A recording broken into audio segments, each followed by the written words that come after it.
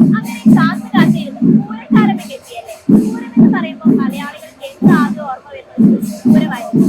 അതെ, തൃശ്ശൂർ പൂരം പൂരങ്ങളുടെ പൂരമായ തൃശ്ശൂർ പൂരത്തിന് ഇത് ശക്തിയുടെ മഞ്ഞൾ കൊടിയേറ്റമാണ്. അപ്പൊ നമുക്ക് ആ പൂരക്കാഴ്ചകൾ കണ്ടാലോ.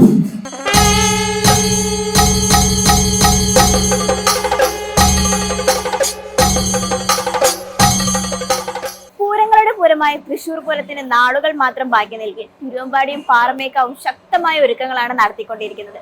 അവിടെ ഒരുക്കങ്ങൾ എന്തൊക്കെയാണെന്ന് കണ്ടു നോക്കിയാലോ. ഞാനിപ്പോൾ നിൽക്കുന്നത് തിരുവമ്പാടി വിഭാഗത്തിന്റെ കുടനിർമ്മാണത്തിന്റെ ശാലയിലാണ്. അവരുടെ കുടനിർമ്മാണ വിശേഷങ്ങളൊന്ന് കണ്ടറിയാം.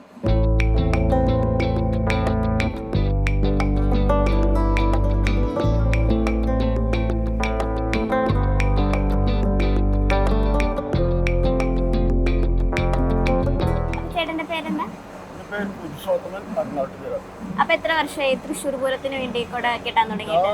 47ാമത്തെ വർഷമാണ് തൃശ്ശൂർ വേണ്ടി വർക്ക് ചെയ്യുന്നത്. അതിൽ 30 വർഷം പാറമഴവാന് വേണ്ടി വർക്ക് ചെയ്തു. പിന്നെ തിരുവമ്പാടിക്ക് വന്നിട്ട് 17 വർഷമായി. 17 വർഷമായി. അപ്പൊ എന്തൊക്കെയാണ് ഇത്തവണത്തെ സ്പെഷ്യൽ ഐറ്റംസ്?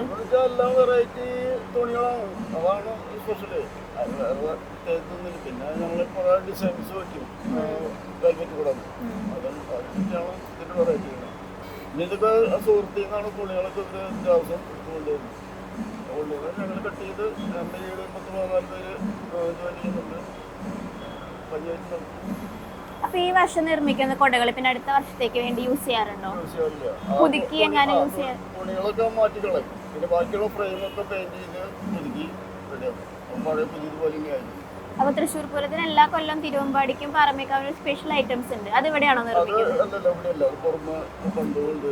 അപ്പൊ ആ സമയമാകുമ്പോഴേ വരുള്ളൂ. സമയം വെക്കണമെന്നേ എത്തുള്ളൂ.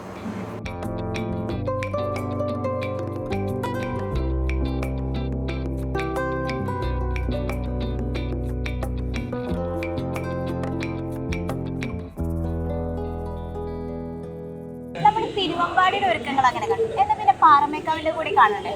എങ്കിൽ വായോ, നമുക്കൊന്ന് കണ്ടു നോക്കാം.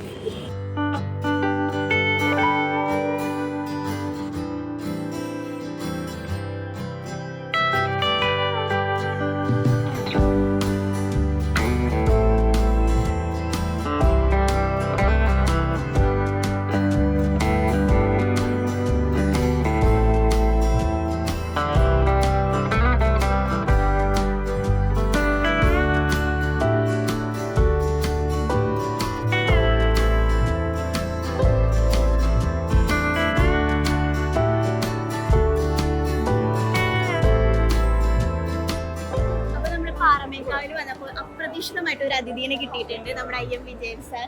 സാർ, അപ്പൊ എന്തൊക്കെയുണ്ട് പൂരം വിശേഷങ്ങൾ? ഇത് കൊടിയേറ്റാണ്. പൂരത്തിന്റെ വിശേഷം നല്ല വിശേഷമാണ്. പക്ഷെ നേരത്തെ വന്ന് 11:00-ക്കാണ് കൊടിയേറ്റം. പക്ഷെ എൻ്റെ ഫ്രണ്ട് ഉണ്ട്, സന്തോഷമുണ്ട്. അപ്പൊ അവരുടെ കല്യാണമായിരുന്നു, താലികെട്ടായിരുന്നു ഇവിടെ പാറമേക്കാവിൽ വെച്ച്. അപ്പോൾ അവിടെ വന്ന് നേരത്തെ വന്നല്ലേ 11:00-ക്കെ ആയിട്ട് വരുള്ളൂ.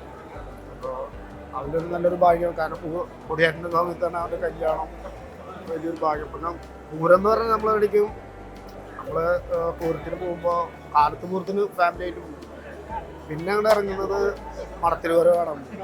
അവിടെ ഫ്രണ്ട്സൊക്കെ ആയിട്ട് പോകും. ഒരു വേറെ വൈബാണ് ഫ്രണ്ട്സിനോട് പോകാൻ.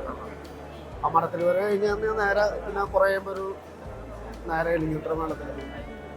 അങ്ങനത്തെ മേളെന്ന് പറഞ്ഞിട്ട് ഭയങ്കര ഒരു കൃഷിക്കാരല്ല, ലോകത്തുള്ള എല്ലാവരുടെയും പൂരാണ് എലിഞ്ഞിത്ര മേളം എന്ന് പറഞ്ഞത്. അതിൻ്റെ ഉള്ളിൽ നിന്ന് എത്ര വലിയ സെലിബ്രേറ്റ് ചെയ്യാനും എത്ര വലിയ മിനിസ്റ്റേഴ്സ് ആയാലും ഫോറിനേഴ്സ് ആയാലും ആ ഒരു അതിൻ്റെ ഉള്ളിൽ നിൽക്കണ ഒരു വൈബ് ലോകത്ത് എവിടെ നിന്നാലും കിട്ടില്ല. ജസ്റ്റ് ഒന്ന് കൈകൊണ്ട് ഇങ്ങനെ ആക്കി പോകും എല്ലാവരും. ആ അത്രയും മണിക്കൂർ അവിടെ എത്ര ആരൊക്കെ നിൽക്കണം അവരൊക്കെ ഇങ്ങനെ കാണും. അതാണ് നമ്മുടെ പൂരത്തിൻ്റെ ഏറ്റവും വലിയ ഹൈലൈറ്റ്സ്. പിന്നെ ഹൈലൈറ്റ് എന്ന് പറഞ്ഞാൽ പിന്നെ കുടമാറ്റം. അത് കഴിഞ്ഞ് കുടമാറ്റമാണ് അത്ര ജനം കണ്ടില്ലേ. കുടമാറ്റം അത്ര ജനങ്ങൾ വരണതാണ്. പിന്നെ വെടിക്കെട്ട്, അതൊക്കെയാണ്. അപ്പോൾ ഫ്രണ്ട്സ് ഫാമിലി ആയിട്ട് എല്ലാവരും ഫാമിലി ഉണ്ടാവും, നമ്മുടെ ഫാമിലി ഉണ്ടാവും.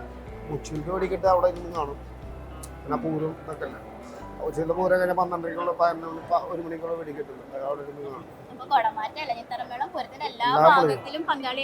തീർച്ചയായിട്ടും.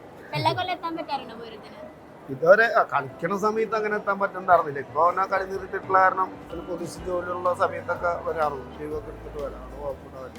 ഇക്കൊല്ലം എങ്ങനെയാണ്? ഇക്കൊല്ലം സജീവമായിട്ടുണ്ടാവില്ലേ നമ്മൾ? തീർച്ചയായിട്ടും ഈ ടോറിന്റെ പടം ഉണ്ട്. അപ്പൊ അതിന്റെ ടൂറിന് എന്തായാലും ഷൂട്ട് ഉണ്ടാവില്ല പറഞ്ഞില്ലേ. കഴിഞ്ഞെന്തായാലും ഉണ്ടാവൂല. എക്സിബിഷൻ ഒക്കെ കണ്ടോ? നമ്മുടെ ഇവിടെ സ്റ്റാളുകളൊക്കെ ഇല്ല, അല്ല പിള്ളേരെ പേരക്കുട്ടികളെ കൊണ്ട് പോകണം. കൊണ്ടുപോകണം. വന്നിട്ടുള്ളൂ.